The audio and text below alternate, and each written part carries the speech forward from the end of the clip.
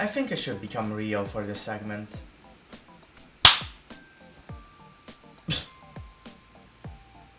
I'm still laughing at this bit after having done it like 4 times. I did 4 recordings, yeah. So, morning goobers, I'm Eric Urias. You probably do recognize my face from, I don't know, Discord. A very old, a 2-year-old video which I took down because, well, I was 16 back then, and that was a stupid decision. Today I'm gonna be talking about my experience at the Bologna Open yesterday, and talk about my deck, my decisions, my regrets about the deck, I suppose, and overall how the day went. And well, it's mainly just because I didn't have a good record, and so yeah, there isn't much else to say. Like, I didn't win, okay? I'm playing dog shit. Amen. So I went 4-5, which is about what I expected and wanted, really. I just wanted to beat my friends as an objective and to have around a 50% win rate, and I got both, so I'm happy with that. I'm gonna be aiming for more. I'm hopefully gonna be able to, not in Genesis, but still, in Genesis it's still good enough, at least the top some events of Earthbound. I just want to do that as I set that as the challenge to myself, really, because I spent 2 years and I'm gonna be spending 5 trillion more on optimizing and just trying to break this deck, really. I mean, there isn't much to break. Like, this deck is not good, does not have enough tools to be broken, and so yeah, I'm just gonna do the best I can for this deck until I get support and becomes meta and I lose my identity as the Earthbound goober. How did the day go? If you wanna skip this part, you can, I guess, but I'm gonna judge you and you're going into the sun. You can go to the deck profile if you want, I don't really care. So, my day was great. I had a ton of fun, unlike at Nats. The main thing is just, I took with me friends I knew and I knew I could have fun talking with. Last time, 2 years ago at Nationals, I was with my cousin's friends, and of course my cousin. They were nice people, but just not people I did care about enough. And this time, I went with 2 friends from high school, a friend from Discord, and my cousin. So let's start from my cousin because really fun story here. We built his deck the day before the event at 1 AM. Yes, I arrived at the city. He doesn't live there, but his hometown, really. Because he lives in Bologna, he had to come back to get his cards that day because he was accompanying me and my sister at his hometown. And so we went there, we just kind of messed around, and then we deck built. We at 1 AM we deck built because he wasn't even sure that if his cards arrived in his mailbox there. He's at Bologna just for university, so I don't know if he can receive mail from there. So he just mailed it to his parents, really. And he didn't have Dominance Purges, he didn't have the Crimson Dragon, he didn't have Cosmic Blazar, so we had to build a deck from scratch. He was playing Blue Eyes, he wasn't trying to be too serious, he was just there to have fun and to accompany me, really, who actually really wanted to go to the event. I mean, he didn't play for 1.5 years until today. So yeah, he just wanted to have fun. He was able to summon Dragon Master Magia like he wanted to. And he was playing Kaiba Man because, like, who really cares at this point? So yeah, I helped with that. I used the same philosophy as my own deck, which I'm gonna be talking about how I built it and whomst I built it with later on. But for now, let's talk about the rest of my friends. So my friends from high school, One friend I know from middle school, I've been playing with him. I've been playing Yu-Gi-Oh with him since middle school, and he brought DDD because, well, he really likes combos. He's played nothing but combos and exactly Tenpai for Anga Banga decks. And he actually got the best record of the entire group. He got 5-4, which still is around the same record, but I mean, that's still pretty alright. And oh yeah, my cousin went 3-6. It's alright for someone who just wanted to have fun, really. Next is the guy that actually I've only met this year. And I met him, well, not met him this year, like this school year. And I met him because of the previous guy on DDD. And he is a new player, completely new. He wanted to go to the Open just for funsies, because why not? He played Fire King, and one really funny thing that has happened at the Open is that I played a friendly with him, before the matches started. I used Levilazable, I took his Ponex, and we completely forgot about it. We rushed to the to our tables, and I realized then that I got his Ponex, and I rushed to him. I threw the card at his table, and it was face up, and his opponent saw it, and well, he probably wouldn't have won even if the opponent didn't know blind that my friend was on Fire King, but it was just additional salt in the wound for the loss, I suppose. And lastly was my friend on from Discord, and I just want to say that meeting online friends IRL is just a surreal experience. Like, it's so great. I've had such a great time with him, and I actually learned that he lives around where I live, so we could actually just go to locals together. Like, it's awesome. He played the Yummy Sulfa card and had the same record as me, which was 4-5. And therefore, with completely real logic, that means that Earthbound is tier 1, just like Yummy. I don't see why my logic is fallible. If you think it is, please shut up.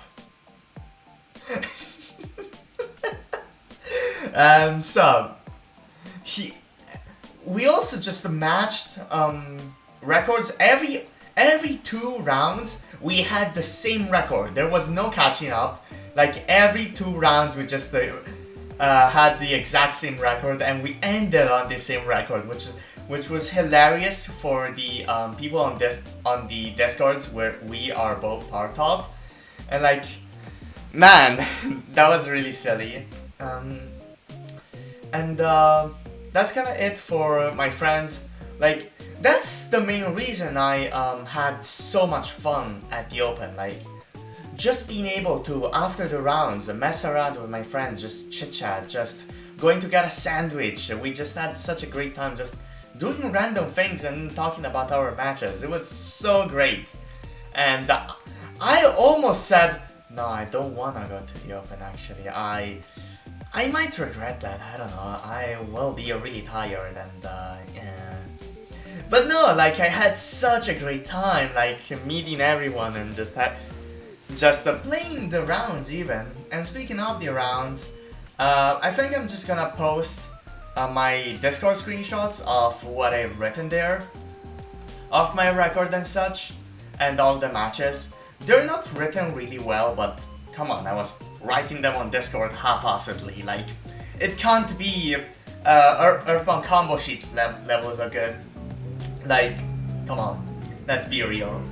I just wrote them for my friends to know what happened, and that's kinda it. But one extremely funny thing that has happened in round 1 against Malice is that game 3, post side, I went first. My opponent, after 2 hand traps, was so mad about my end board still being tagged and me opening a stupid bullshit card that he took a photo of my end board and posted it to his group of friends. He was where, I should clarify also, What was I supposed to clarify? I should clarify that he wasn't mad, like, he wasn't showing it, he was just staring at my board and just, no. Put the gravity collapse on the field again. I need to show this stupid shit to someone. And I still can't believe he took a photo of my end board. Like, I get that that's kind of how people on social media, like, I don't know, MBT I've seen do posts and stuff, but like, it's just hilarious to me. I don't know. Oh yeah, and like he was I think a really serious player as well. He was part of a team. He had a shirt. He had his own merch or whatever, and he was doing the epic shuffles and I see the lines and stuff, which honestly I do think is a little too try hard to try to look cool. Like, I just find that a little dweeby, honestly. But like, still, I can't believe someone took a photo of my end board and posted it to his friends. Like, that's hilarious to me. I mean, to be fair, if I were clapped by Earthbound of all things, by a deck that's leagues worse than mine. Like, if I was playing against Ujama and lost to that, I too would be so ashamed that I need to show this to someone. I can't let this slip. Like, this is so stupid, I need to show it. Like, but yeah, that's kind of the main noteworthy thing that has happened throughout my matches. Another thing, I suppose, was just meeting pure side drop. I was just, oh, this is a really cool deck. But like, the thing is, I just didn't open good enough. Game 1, Game 2, you read earlier, if you can read, that I opened 2 Gravity Collapse in a draw. That should tell you everything about the match. And the last one was just a breakfast. It was really intense for a breakfast until I just sacked them. I drew good card, and then good card, and then good card, and then good card, and then good card. And he was just not able to do anything. And after that, he met my Discord friend, and he was just like, I just played against a really weird, like, Azamina, Dark Magician, Earthbound pile, and my friend was like, oh, that's my friend. And he knew exactly that it was side drop. Well, it didn't matter because, like, come on, he was on Yummy, beating side drop. But like, still, additional goofy information from the one of 4 people he could face. No, sorry.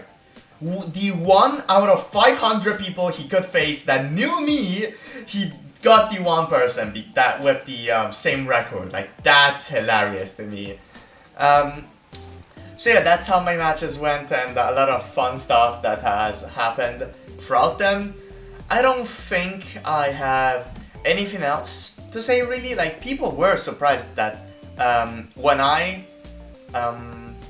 showed Groundkeeper. Huh? What is that? Huh? Oh wow, this card sucks.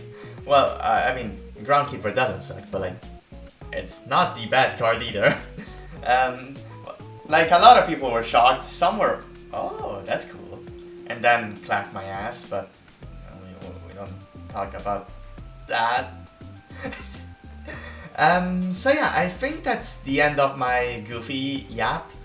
Let's why did it become Super Mario there? Let's just go into the deck profile. I think this should be good for the deck profile. So let's begin. Do I just do this? So, I mean, I guess. So let's start with the Earthbound package, of course, with 3 Keeper, 1 Walker, 3 Sweeper, 1 Harmonic, 1 Prison, and 1 Vision, 1 Gaia. So this is extremely standard for Earthbound. One walker is standard indeed. Even though some people do play 2, I do feel like 2 is only a ratio that should be in pure Earthbound, not in any variant like Azamina. So this is kind of standard. I was thinking about cutting Prison, honestly, because, well, it is sort of a brick. It's kind of annoying to draw Queen first, but it is important for Walker plus Keeper or Walker plus Sweeper lines, or just Walker plus, Keeper plus Sweeper lines. And it's not horrible going second, but in the end I kept it in the main and didn't regret it. I was thinking about just putting it in the side deck for some matchups that do require, like for example Ryziel. It does not have a very nice time into it, if they don't go for twins, but we don't talk about that. Next is also Gaia. Gaia is non-negotiable, honestly. It is annoying to draw. You would much rather draw Vision, which is not horrible to draw. Gaia is kind of annoying, but Gaia giving you so much recursion and being a spell for Magician's Souls, being cost for whatever you want, and also just, just giving you Vision every turn is so good. It's non-negotiable, and it's gonna be even less negotiable once Blazing Dominion comes out. So I would recommend buying 2, 3 if you're playing Genesis, because Red Nova is pretty good there. And speaking of Red Nova, actually I'm gonna be talking about one other specific use case later, but Red Nova isn't terrible, I suppose, to turn Vision into a quote-unquote Earthbound starter. By that I just mean you can go into Scarlight, then add Gaia, Gaia adds Nova, Nova gets you Keeper for whatever you want from there, but overall that's not too great. And speaking of consistency, additional starters, I was considering Small World, but like Small World just gets you so many minuses. You already struggle going second because the Bellstar and Dark Magician Girl take up cards in your hand, which is really bad. But so yeah, Small World would just not be a great pick. Were Vow, that's hard to say,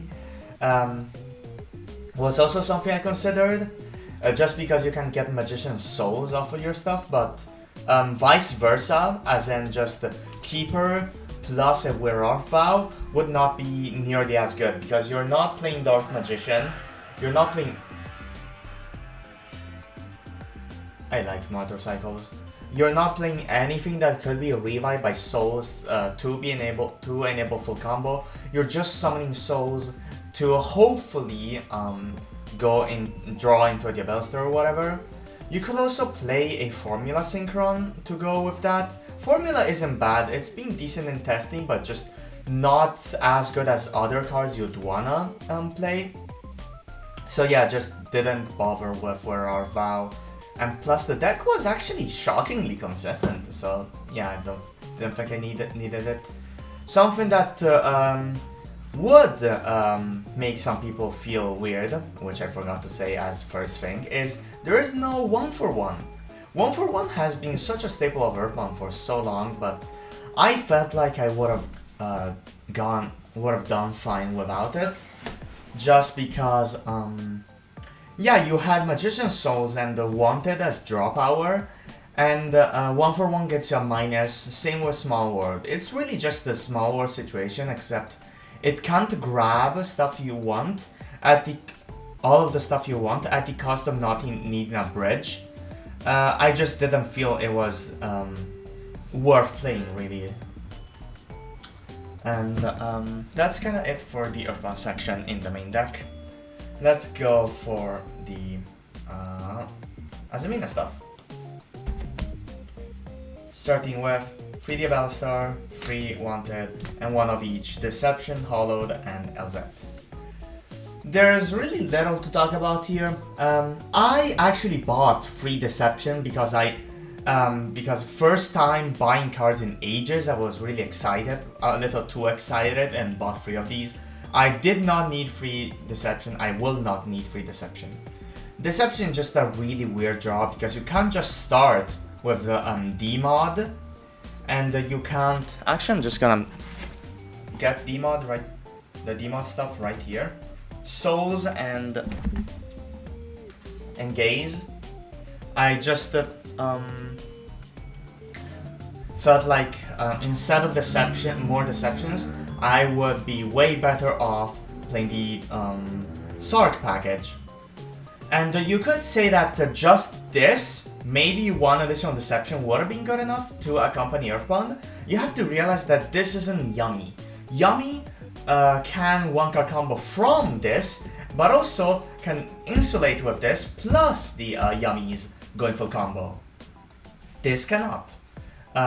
Like, Earthbound without the Azaminas is way weaker, and Azamina without the Earthbounds being drawn is also much weaker, so you need additional consistency, additional ways to access Magician's Souls and this Wanted here for the card draw.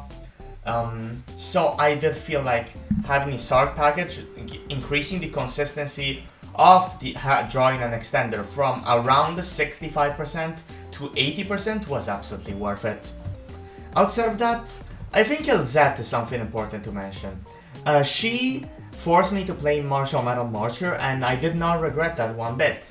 Martial Metal Marcher has actually helped me so much with a lot of lines, on top of just the unbreaking LZ, and also just it's LZ is a really great ceiling raiser in not only full combo but also just half combos, which is really nice, and plus she's part of the one-card combo, so why wouldn't I main her? I was actually thinking of siding her and then putting her in when going first, but nah, that just didn't work doing my testing, and it didn't work doing my games. I just really wanted LZ all of the time, essentially. Next is the D-Mod package, 1 Souls, 1 Gaze, and the, that's great, Sark package. 1 DMG, 1 Sark, and 2 Silence. The reason I'm rocking only 1 DMG and 2 Silence is just because for non-engine's sake, I wanted to play a little more, honestly, but I really do feel like the non-engine space was worth it, and percentage-wise it felt right. Although I did feel like having 1 additional DMG to be sent off of Souls would have mattered a lot, and also just as additional follow-up, as if I wanted a monster in hand, maybe off of Sarcophagus, I could have played it, because I'm playing Andorra in the side deck, and I'm gonna be explaining that a little bit later. But yeah, I did feel comfy about this package. I just wish I played 1 more DMG. I bought 3 DMG, so I might as well use them, I guess. Not much else to say. Oh yeah, right. Well, one last thing to say. Sark has an effect that when you send a spell to the grave, you can resend to the graveyard a monster your opponent summoned from there, which is really funny. I think it came up exactly once, but and that's it. But it was really funny. Oh yeah, and Souls. Souls is so good, you cannot play the D-Mod package without this card, honestly. Like, this is non-negotiable, even though it's a level 1, it's kinda annoying sometimes. You can use it as a level fixer, and you can use it for SP, so it's not horrible. Sometimes I just really wanna draw Gaze because I wanna add Souls, but still, adding Souls alone to let you search your Earthbounds or to supplement your Gaze, or just everything really. Souls is just such a good card, you cannot not play it, honestly. I'm gonna get some water.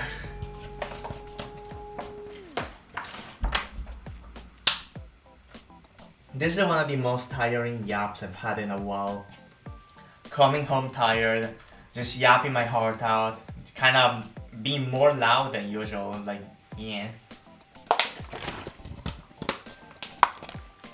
So now let's get into the non-engine. 3 Ablos, 3 Fuba, 3 Puru, free Imperm, free Doorplate, in free Nibiru. So, when I told you that this deck was plain unfair, I meant it.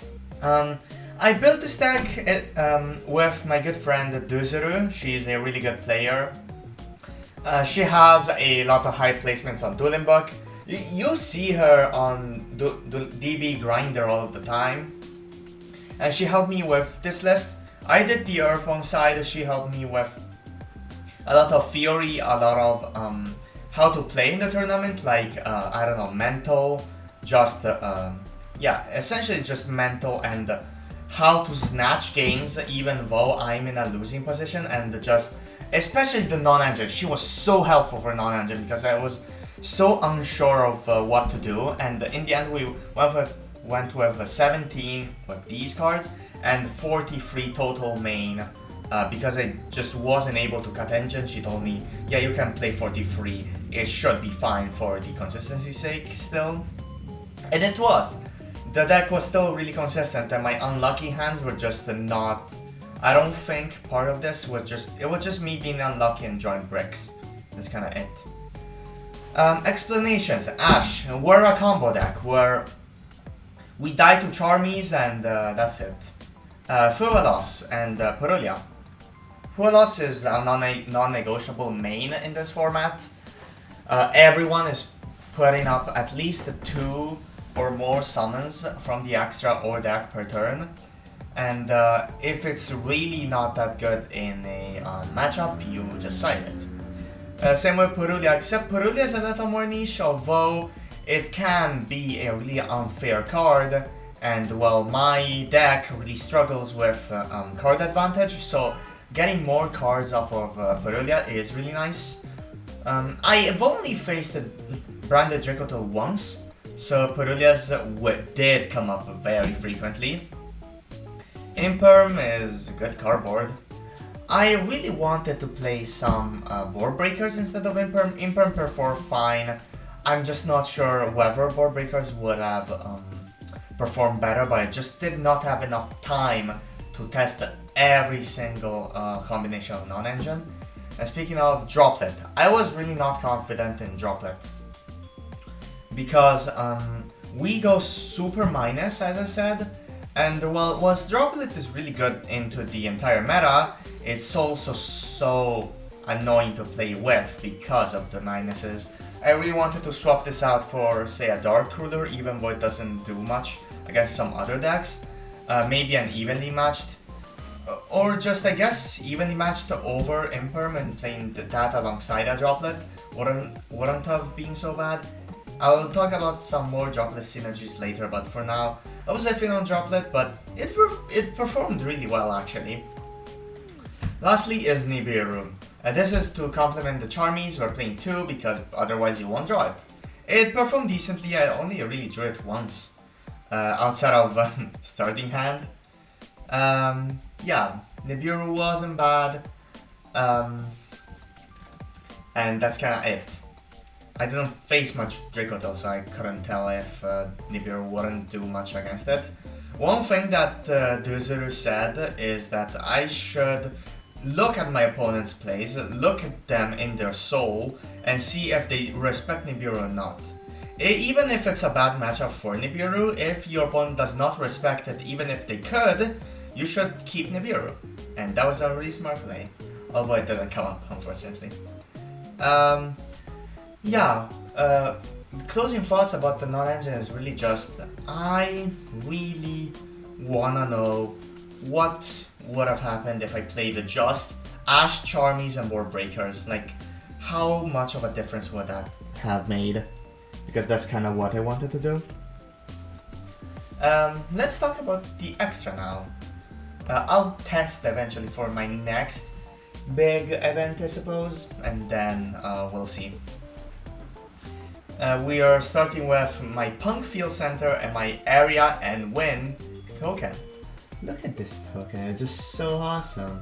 It's really cute, they're swapping hairstyles and everything. And of course I got it alongside the Charmer playmat because, I mean, what's my name? Tell me, what's my name?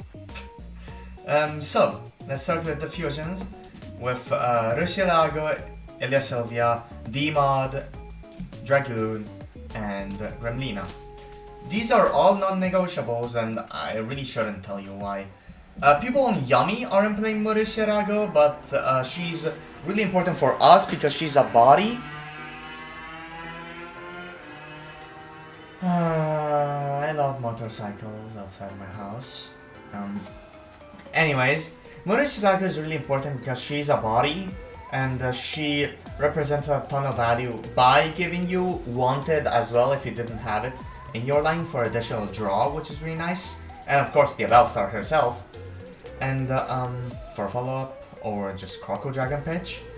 And well, she's non-negotiable. Same with Dragoon.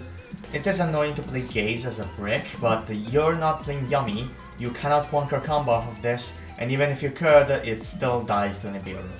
Even with Elia Sylvia. I just wouldn't risk it. And although people aren't playing much Nibiru, I told myself in my notes to disrespect Nibiru game 1 and then game 2, protect myself. And that worked decently well, so I suppose it's not the worst idea ever. Once Blazing Dominion comes out, you do have a Wonker combo with the Abelstar into Earthbound, so... But still, you do require Muricielago, and Dragoon is still heavily recommended for safer lines, so... It's fine either way. Gremlina, there isn't much else to say. She enables so many combos just by virtue of adding Sweeper into Vision, or adding Sweeper into Keeper if you did draw Vision, just to keep Sweeper in the graveyard, FYI if you didn't know. And well, she is the main reason really that you can, from Shining Sark plus Keeper, go into Azamina stuff without losing out the value of Vision. And yeah, not much else to say.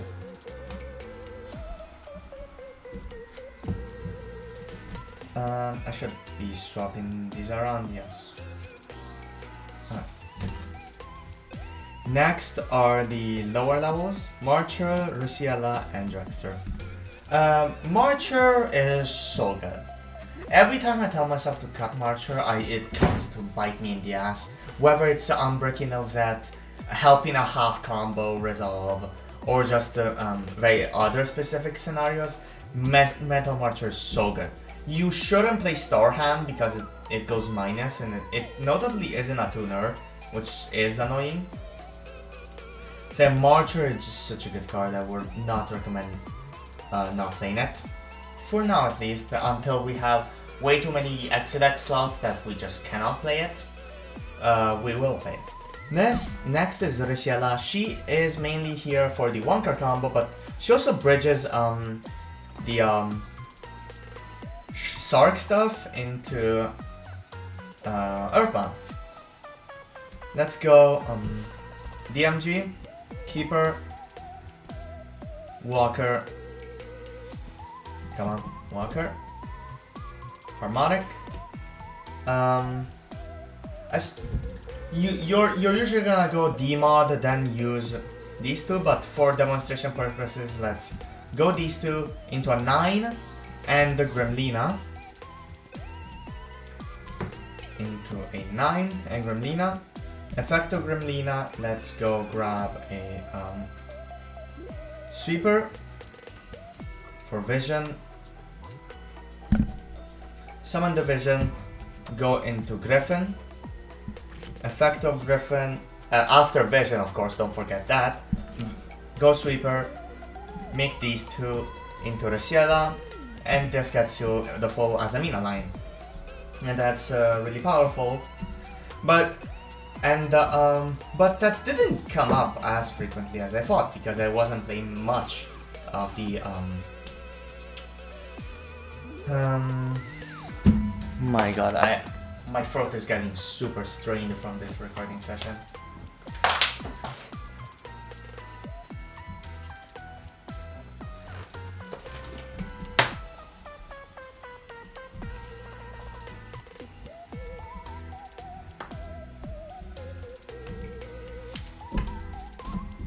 Rusiela didn't really come up as much as usually, and Well, even during testing, she didn't come up. So like, I'm wondering if I really should just cut the Sark package, play more consistency tools. Like, I don't know.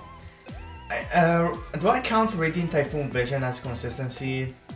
I'm not too sure, but still more 1-for-1s, more I guess Formula Synchron over it.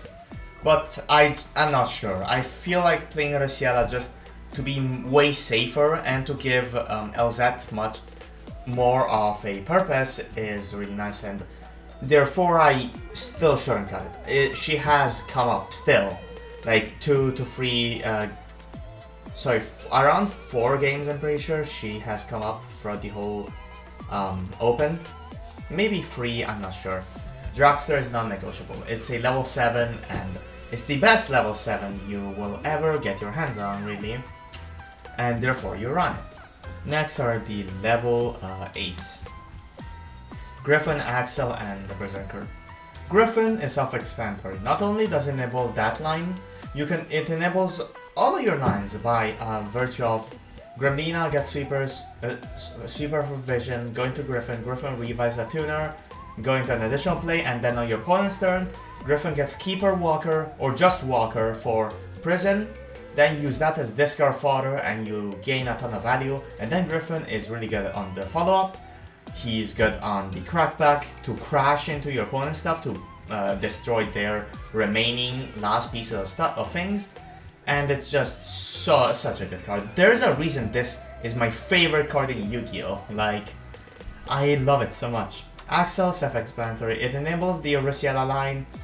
Other level 8 synchros would work fine, but this one specifically enables Geo Griffin in the 1-card combo, so that's why you run it. If you need the 1-card combo, it's in the combo sheet in the description. And I don't know, check it out, I guess. There are other variations, but like CBA right now. Now, Berserker. I played Berserker as kind of a last minute change. I wanted something versatile, something strong, and I did not play Berserker in my test game, but I did some mental gymnastics with it by thinking, which would be more versatile? Do I play Berserker? Do I play some of the other options? In the end, I chose Berserker because in my test games, I really wanted an additional level 8 synchro to go into, and I did, and Berserker performed really well. Like, it came up so many times to just save my ass, and well, that's really nice. Next we have the rest of the cards in the extra. Kroko, Levilazable, Jurashin, and SP. Starting with Kroko, Kroko is non-negotiable. Level 9s are fundamental, just like level 7s for Earthbound, mainly because majority of your bodies are gonna be having around like Rusielago, like Gremlina are level 6 and your tuners are level 1 and 3 respectively. It's also summonable off of Axel Stardust, even if you don't have a Vision Engrave, unlike Levilazable. And the draw is really nice for, hopefully, depending on what you draw, additional layer disruptions. Not much else to say here. It also synergizes really well with Wanted, since the Abelstar can get value after you pitch her with its effect as discard fodder. And also synergizes with Griffin, given you need discard fodder for it. And it's kind of rough using Kroko Dragon sometimes, but you can alleviate the cost really well with a ton of cards in engine. Next is Levilazable, and I cannot believe I'm saying this, but my go-to washed.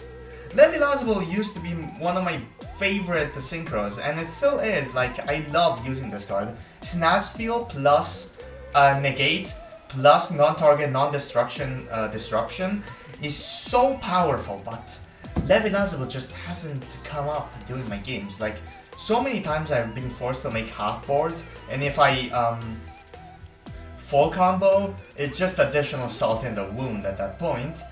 But sometimes it's really nice to snatch and steal as Dracotail pieces. In my test games, I've had that happen and was really strong, but man, it just hasn't come up as much as usual, Levilazable. What has happened? And before we go into the side deck tags, I just want to mention this early, but Levilazable, so many times I just wished this were a Chaos Angel, and I wasn't able to get my hands on a Chaos Angel because, well, I remembered about Chaos Angel way too late into my stuff, and well, my order with Chaos Angel just wasn't going, so I just cancelled the order and prayed to God that I just did not need it. Chaos Angel just came up so many times during my games, and not having it has lost me a lot of games.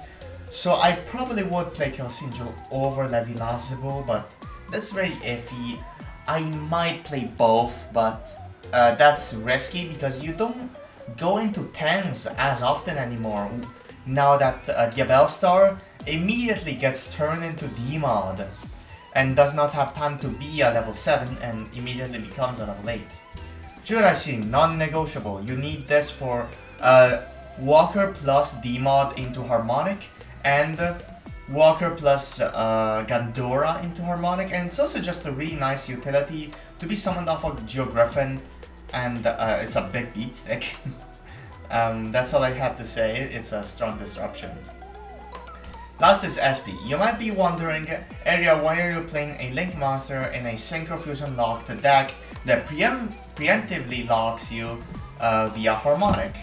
And well, SP is just really the greatest card that they printed in the past, I would say, decade. Yeah, SP is just such a good card, you cannot not play it really. And she has come up in a lot of game states. She doesn't come up all the time, but not having her just gives you so much risk. She has saved my ass so many times. I just would not know what else what I would have done without SP, but I don't know. Post Blazing Dominion, you may not have the slots for SP though, and that's a shame because she's a really good card. If you want to compare Earthbound to White Forest, and well, there are pretty similar decks, they also are very iffy on whether they want to play SP or not, even if they don't have a lock. And well, people are very split on it, and so am I with it in Earthbound. It's a matter of preference, I say. She's a utility card. Then into the side deck, let's go hand-drops first. And this should be it. 3 bells, 3 draws.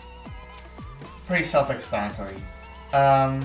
Duzuru told me to have a couple of hand-traps in the side deck just if hand-traps are particularly strong into a deck, like for example into Radiant Typhoon.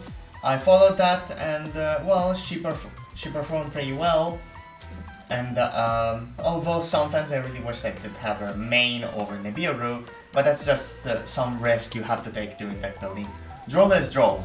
It's mandatory in the side deck, that's kinda it. Next is Lightning Storm. I've never sided this in. She told me that it would be pretty strong with Droplet. Duzuru told me that, pretty strong with Droplet. And well, I just got my ass clapped by Detail and RT so hard that I just wasn't able to even go second. I just went go first twice and lost twice. Post side, of course. So this one just didn't come up. I wonder what if Evenly would have performed better with Droplet synergy. I don't know. Next are all my one-offs. I'm going first. Here are Gandora, Morian, and Columbine. Morian is really strong, there's a much else to say. It's searchable, it's a good disruption that fucks up a lot of your opponent's stuff. It's really nice. And then it's basically costless given it resets itself back. Columbine is self-explanatory. I'm not playing this main just for space concerns, and also because it's not that good. Going second. My voice is actually starting to deteriorate, my god. I don't think I'm gonna talk about the options I have off screen right here. I talked about Chaos Angel, but nah, I think I'm just gonna save that for another day. And lastly is Gandura. I played this card in a side deck because it's mainly used for a specific anti-Nibiru line, Like you go DMG into D-Mod, immediately turn that into Dragoon, then Gandora is your body for the combo I mentioned earlier. Keeper Walker Harmonic, Walker plus this guy into Juraishin and Gremlina. Gremlina for Sweeper for Vision. Make Griffin, make Revive Sweeper, make Risiela go full Azamina from there. And this card, of course, was very decent. I don't have to say much else. I also thought about playing this card for the sake of Psychic and Punisher. And whilst I didn't end up playing Punisher, this card is still not horrible as a pseudo board breaker into specific matchups. I don't know which matchups, but some exist. I hope. Last is the bullshit card that has made the Malice players super salty. The free Gravity Collapse. A ton of people were hit with this stupid garbage. You get to draw 3 to 4 cards in your combo, and this is the best card to kill an opponent instantly. The other cards were Call By, which is mandatory in the side if you're playing combo, and 2 searchables. This is just, if you draw it, you win.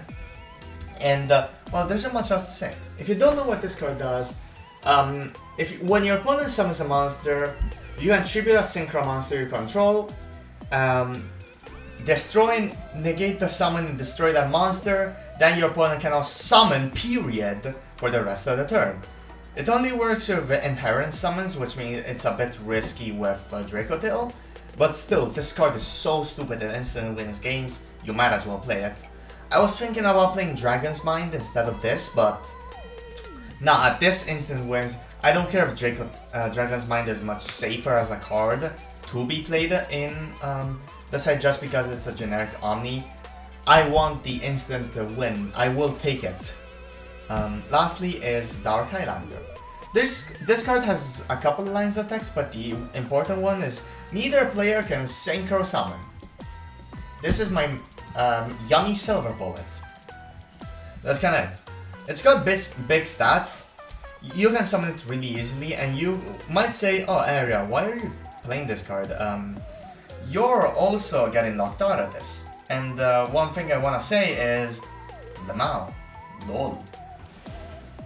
So yeah. This card was really powerful into Yummy. I only got to summon it once, but that's mostly just because my other games against Yummy I just won really quickly because it was a sack fest, and I wasn't able to get to this guy because I made a really weird line. This card can also just be gotten rid of. I forgot to say that earlier. You can just get rid of this card with the Bellstar and with Deception, so like it's really a non-issue. If you play the second Gremlina or say a Garura for Super Poly or something, you could actually Harmonic Synchro Fuse off this card. Because Harmonic does not Synchro Summon properly, you send this guy as cost and you can just freely summon whatever. That's about it. I think I'm just gonna do a little comments about the cards that I wanted to play. Dragon's Mind, I gave this to my cousin because he just didn't have much else to side in, and he performed pretty decently with it. I just I gave it to him, but still, I thought about playing it, but no, I don't regret playing Gravity Collapse over it. Vengeance Dragon was for some Martial Metal Marcher lines, but honestly, at that point it's just overkill. Like you go into Croco, then Marcher plus Croco into this. At that point you've already won, so yeah, nah. Punisher, it hasn't come up much, I don't think it would have. This was one of my plans into Luna Light. It would have been risky, but it would have been very funny. I don't regret not playing this, even though it's very shiny. Temaya is also another janky Luna Light out. Kinda meh. Actually, let's move through some interesting ones. Oh yeah, there we go. This is an interesting one. This. Red Nova, Scarlight, and Red Nova Dragon. This is the best way to counter Luna Light. In engine, very specifically. I would play Scarlet main and 2 side, and hopefully run into Luna Light. Don't run into Luna Light anyways. The reason I cut it is just, okay, I'm just not gonna play into Luna Light. If I do, I will hand trap them, and if I don't hand trap them, I instantly lose. Which is basically just every other matchup anyways, so it does not matter. Awakening onto Sinful Spores. This is just Murian, but way more narrow and way more risky. You need a free card to bounce, and so I just didn't play it.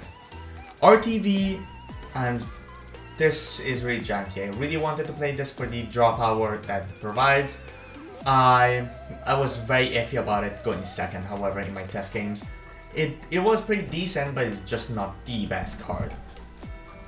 Although I wonder how I would have done with the card, because it's such a fun card, I really love it. And with that, I don't think there's much else to add to this deck profile. Man, I need to get some rest, I'm hungry. It's what? Oh my god, I've been here for essentially an hour. I'm gonna just eat something, then post this, or vice versa, depending on what I want to do. Either way, that was my experience at the Bologna Open, my deck profile, and my thoughts on the entire thing. So that's about it. See ya, peace.